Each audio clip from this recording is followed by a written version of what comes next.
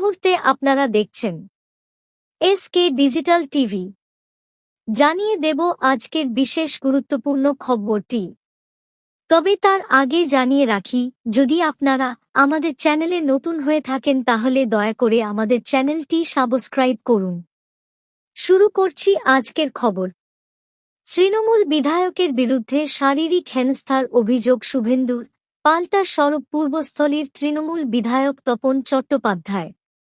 বিধানসভার অলিন্দে তাঁকে শারীরিকভাবে হেনস্থা করা হয়েছে। বুধবার পূর্বস্থলীর তৃণমূল বিধায়ক তপন চট্টোপাধ্যায়ের বিরুদ্ধে সরব হলেন রাজ্যের বিরোধী দলনেতা শুভেন্দু অধিকারী।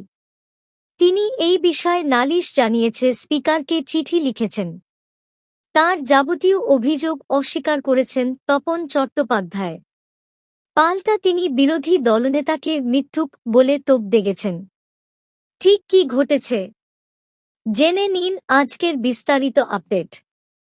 বিধানসভার অলিন্দে পূর্বস্থলীর তৃণমূল বিধায়ক তপন চট্টোপাধ্যায়ের বিরুদ্ধে শারীরিক হেনস্থার অভিযোগ তুললেন রাজ্যের বিরোধী দলনেতা শুভেন্দু অধিকারী। এই মর্মে বুধবার তিনি স্পিকারকে চিঠি লিখে নালিশও জানিয়েছেন। যদিও সেই যাবতীয় অভিযোগ অস্বীকার করেছেন তপন চট্টোপাধ্যায়। পাল্টা শুভেন্দু অধিকারীকে মিথ্যেবাদী বলে তোপ দাগেন তিনি। এদিন বিধানসভায় নারী নির্যাতন নিয়ে আলোচনার দাবি করে বিজেপির পরিষদীয় দল, কিন্তু অনুমতি না মেলার কারণে এদিন শুভেন্দু সহ অন্যান্য বিজেপি বিধায়করা ওয়াকআউট করেন।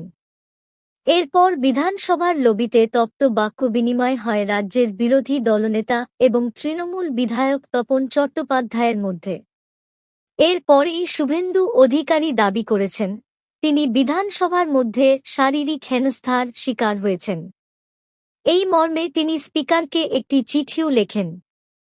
সেখানে তিনি লেখেন, এদিন 12:20 নাগাদ নিচের লবিতে পূর্বস্থলীর বিধায়ক তপন চট্টোপাধ্যায় আমার দিকে দৌড়ে আসেন এবং আমাকে শারীরিকভাবে হেনস্থা করেন এবং আপত্তিকর মন্তব্য করেন। অন্যান্য বিধায়ক সাংবাদিকদের সামনে বিধানসভার মধ্যে বিরোধী বিধায়করা সুরক্ষিত নন।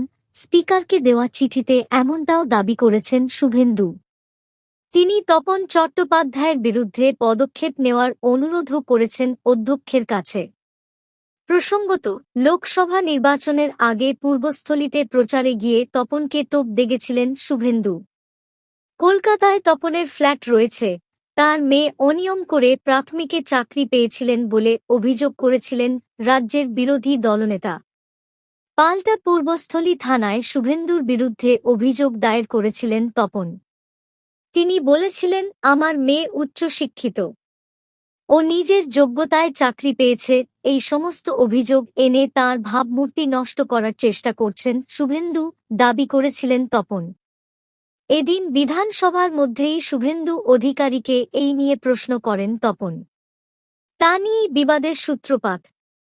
যদিও শুভেন্দু অধিকারীকে শারীরিক হেনস্থার যাবতীয় অভিযোগ উড়িয়ে দিয়েছেন তপন চট্টোপাধ্যায়। তিনি বলেন, আমার বাড়ির সামনে গিয়ে বলে এসেছে আমি নাকি অসাধু উপায়ে কলকাতায় 2টো ফ্ল্যাট কিনেছি। আমার মেয়ে নাকি অসাধু উপায়ে চাকরি পেয়েছে, 3rd ডিভিশনে পাশ করেছে। ও 1st ডিভিশন পায় মাধ্যমিকে। জোড়া স্নাতকোত্তর ডিগ্রি আছে ওর।